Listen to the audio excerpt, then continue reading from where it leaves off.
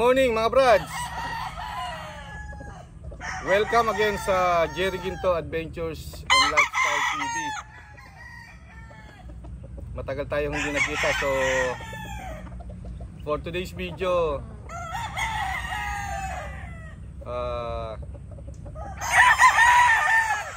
share natin yung part 3 ng ating breeding preparation.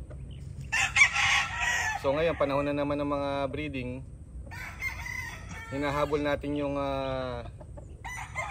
early bird and local banded. So sa part 1 ng ating breeding preparation, sa mga previous video natin, part 1, namili tayo ng mga materials na isasalang natin, no? And then after makapili tayo ng mga materials for breeding, nag-share tayo ng video na part 2 which is nung sinalang natin yung mga breeding materials natin, no? Yung matching, mga bloodlines, kung paano tayo mag-match dito sa Casmina Game Farm. Now this is part 3. So after natin maisalang yung mga breeding materials natin, meron na silang mga itlog, no? Naka-harvest na si the hunter ng mga itlog. Hindi pa ganong karamihan, siguro mga nasa 50 to 60, no, na mga eggs. So hopefully mga fertile na yon, meron silang mga semilya. Malalaman natin later on pag na-incubator na sila, no? Naka-harvest na tayo ng 50 to 60 eggs. So for part 3, share namin yung yung pagmamarking, no? Pagmamarking ng mga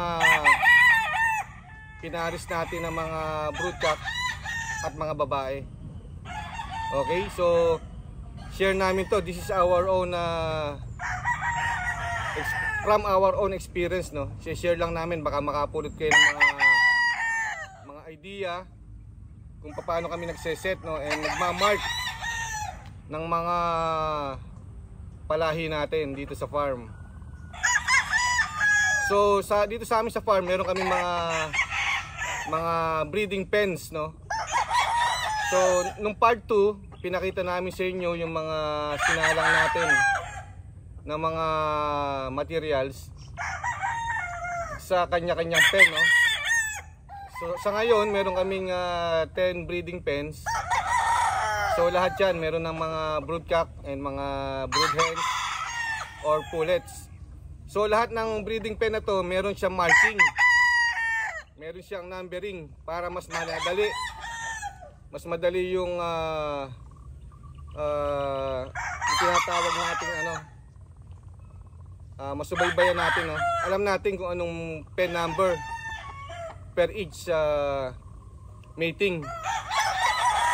So madali siyang matrace. Madali siyang matrace, no? Halimbawa for this pen, ano yung matching natin, ano yung bloodlines na nandun. So dito sa Casmina, nalagyan natin ng mga number, no, yung mga breeding pen. So for example, no, sa ngayon, yung breeding pen natin, ang nakalagay doon is sweetness gray, no? Sweetness gray na pure. Tapos meron siyang kasama na isang hen na sweetness gray din, no? Single mating. So ipupuro muna natin yung yung sweetness gray natin for next breeding material, no? And pwede rin tayong mag-share, no, sa mga tropa natin na gusto mag-acquire ng sweetness gray. So yun ang breeding pen number 1, no? So madali nating matrace. Halimbawa, makikita natin sa logbook natin, pen number 1, ano ba yung nakalagay doon, no? So easily malalaman natin na sweetness gray siya, na puro. So for pen number 2, nandun naman yung ating broodcock na white kelso. So tapos yung mga inaasawa naman niya is mga pure sweetness gray, no? Yun ang pen number 2. So, like what I've said from the last video, sa logbook namin, laging nakauna yung lalaki, no? So, mas madali siya ma-identify. So, example, pen number 2, white. White by Sweetness Gray. So, ibig sabihin nun, yung broodcock niya is white. Kasi nauna yung white, no? So, laging nauuna yung lalaki sa amin, no? Para madali, walang ligaw, no? Kung ano hindi mo na kailangan itanong sa kung alin yung lalaki or kung alin yung babae. So madali na. Lagi nasa unahan yung broodcock o broodstag. Okay? So pen number 2, white and Sweetness Gray. Pen number 3, 5K sweater. And ang babae 5K sweater din. So single minting din to. Pinopropagate natin yung 5K sweater ulit, no? For future breeding materials. So for pen number 4, white again, white Kelso. Pasmina white by gray, no? Yung tinatawag nating Python gray. Kung nakita niyo yung mga previous video natin, yung magagandang gray na pulet, yun ang ating mga Python gray. So yun ang pen number 4. Pen number 5, machine by white, no? So yung machine natin ng broodcock and yung mga inahin, mga white, no? Pen number 6, yung Gilmore by black, pure Gilmore by Nelson Black. Yung nasa pen number 6. And then yung pen number 7, pure Sweetness Gray by white, no? So nakita nyo na last time yun, nung part 2, no? Yung sinalang natin yung Sweetness Gray natin sa mga white sa pen number 7. So kung mapapansin nyo, from pen 1 to 7, meron siyang mga numbering sa kada breeding pen. So nandun yung mga materials natin, brood materials. So easily, pagtingin mo sa logbook, alam mo na, no? Kung ano yung nasa kada pen. Kung ano yung mga broodcock, kung ano yung mga inahin na nandun, no? Madaling matrace. So after that,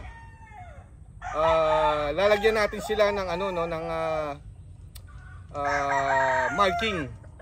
So halimbawa yung pen number 1, pure Sweetness Gray. Lalagyan natin kung ano yung pwede natin ilagay na marking. Kung marami tayong marking, no, actually, no. So ipapakita ko dito yung sa video yung mga pwede nating gawing marking sa ating mga palahe, no. So for pen number 1, let's say ang ma-mark natin is right nose. So pwede natin ilagay dito sa ating logbook. Pen number 1, Sweetness Gray by Sweetness Gray, marking right nose. So dito papakita ko sa inyo lang yung yung breakdown. So ito, tingnan niyo yung breakdown, nandito siya. Okay? So kung mapapansin nyo, lahat ng mga pen number 1 to pen number 7, meron na siyang mga marking. So yan ang mga marking niya. Sa amin dito sa Casmina Game Farm, para maging mas convenient kami, ang ginagawa namin, yung mas simple na marking, nilalagay namin dun sa mga sa pen na ina-expect namin maglalabas ng maraming sisiw. For example, sa isang pen, like pen number 6, pen number 7, and pen number 5. Lahat ng pen na yan, marami siyang inaasawang babae. 6 hens, no, ang nakalagay sa bawat broodcock. So therefore, marami siyang iitlogin, no. So pag maraming initlog, marami rin siyang mapipisang mga chicks, no. So pag maraming mga sisiw yung pen, mas maganda ron, mas simple lang yung marking natin, no? Dahil mas mabilis tayo mag-mark. For example, sa pen number 5, pen number 6, pen number 7, nilagay namin yung mas isang marking lang, ano, kung makikita nyo sa listahan, yan ulit, oh. Makikita nyo sa listahan, pen number 5, pen number 6, pen number 7, isang marking lang. So isang punch lang. Para mas, for example, naglabas yung pen number 5 ng 40 to 50 chicks. Okay?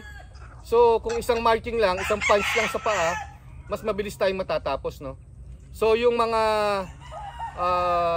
marking na mas for example, marking na maraming punch or dalawang punch, nilalagay namin sila sa mas kokonting sisiw, no? Or doon sa mga pen kokonti lang yung magiging sisiw. For example, sa pen number 1, single mating lang to, no? So probably mga ilalabas lang nito nasa let's say 8, no? 8 sisiw. So kahit yung marking mo is double right, left in, madali lang, no? Dahil kokonti lang yung mga sisiw. Ayan mga brads, no? So after na malagay na natin lahat, no, sa logbook natin yung mga breeding pen natin, pen number, and then yung mga brood materials na nandun sa kada pen, and then nalagay na rin natin yung mga marking natin sa each pen, no. Ayan, pakita ko ulit sa inyo, ito yung listahan natin, no. Ito yung ilalagay natin sa logbook, no, and kailangan itago natin to for traceability, no. Hindi pwedeng mawala to, kasi pag nawala to, maliligaw na tayo na kung ano yung for example, itong hawak ko na to, meron siyang marking, no? Meron siyang marking na left in, right in, no? So kung wala yung listahan natin, hindi natin malalaman kung ano tong anong bloodline nitong hawak nating isang gwapong stag, no? So ganun lang, no? Kailangan itago natin yung listahan natin for traceability, no? So once na nakaipon na tayo, no, ng mga itlog na na-harvest natin, pwede na natin silang ipa-incubator, no? O kung may sarili kayong incubator, pwede nyo na silang ilagay sa incubator. Dito sa amin, yung pag-harvest na itlog, which is papakita namin sa part 4, ibibigyan natin siya part 4. Iniipon namin itlog, ano, nilalagay lang namin sa tray, and then ang ano niya, ambient temperature lang, yung nilalagay lang namin sila sa ano, sa room temperature, no. Yung hindi siya naiinitan at hindi siya nagagalaw, no. Yung lugar na maayos, hindi ganong naiinitan at hindi naman din nadidisturbo o nababangga, no. Doon lang namin sila ini-store, no. So for this season, meron na tayong, as I've said, meron na tayong na-harvest na 50 to 60. Malapit na namin silang ipa-incubator, no. Sa ano, yung sa amin, no, merong isang way, no, ilalagay sa chiller na sa rep, no. Okay din yun. Tumatagal yung itlog na hindi masisira, siguro mga 20 days. Pero sa amin, hindi na namin nilalagay sa chiller. Hanggang 10 days to 14 days, nandun lang sila sa ano, no, sa room temperature. So kung ilan yung ma-harvest namin, sa ika 10 days, papa-incubator na namin sila, no. Hindi naman nasisira yung itlog hanggang sa ganong haba ng o ilang days, no, na nasa room temperature. Nasubukan na natin yan. Until 14 days, kaya pa nga eh. Kahit hindi nyo na ilagay sa chiller or sa ref, no. So ika 7 days ngayon ng pag-harvest namin na itlog. Siguro after 3 days, papa-incubator na namin sila. Baka makaipon ng 80 to 90 eggs. So okay na yun, no? Okay na yung numbers na yun na dalhin sa incubator. Medyo matumal pa kasi itlog dahil kasi simula pa lang, no. Pero mga 1 week or 2 weeks dagsa na yan, no? So mas marami na tayong ma-harvest. So within 10 days baka makaipon na tayo ng 150 to 200, no? Ganyan yung depende, no? Depende sa dami ng nakasalang nyo, no? So ngayon yung nakasalang natin medyo okay naman, marami-rami na itong mga nakasalang natin ng mga inahin. Siguro nasa 100 to 150 per 10 days makaka-harvest tayo, no? So makakaipon tayo ng mga maraming itlog, no, na mapapa-incubator. So this year siguro ang plano naming palabasin is mga 500 stags kung kaya, no? From early bird to national siguro. Kasi yung late born medyo siguro late born makahabol ng konti. Pero mas maganda kasi yung mga early bird, local banded at national banded, no? Okay? So ganun lang. Sa next video natin, sa part 4, papakita naman namin sa inyo yung pag-handle namin ng mga itlog na harvest, no? Sa kada pen. Papakita namin sa inyo kung paano namin, saan namin lalagay, kahit sa ano lang, room temperature. Sabi ko nga, room temperature lang, kahit nasa, basta yung lalagyan niya hindi masyadong, hindi nababangga, baka para minsan nababasag, ganun. Ingatan lang natin. Pero sa room temperature 10 days okay pa yan, no? Hindi siya masisira. Pero kung sanay na rin kayo maglagay sa chiller, mas maganda kasi tumatagal, no? Pag nilagay yung itlog sa ref, no? Mas tumatagal yung itlog. Mas makakaipon kayo ng marami. Para yung pag-i-incubator nyo sabay-sabay na. Okay? So, by the way, nandito yung mga tropa natin, no?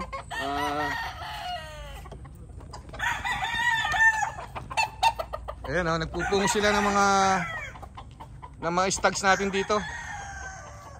Ayan. Pinupungo sila nito mga straight comb natin, no? Ayan.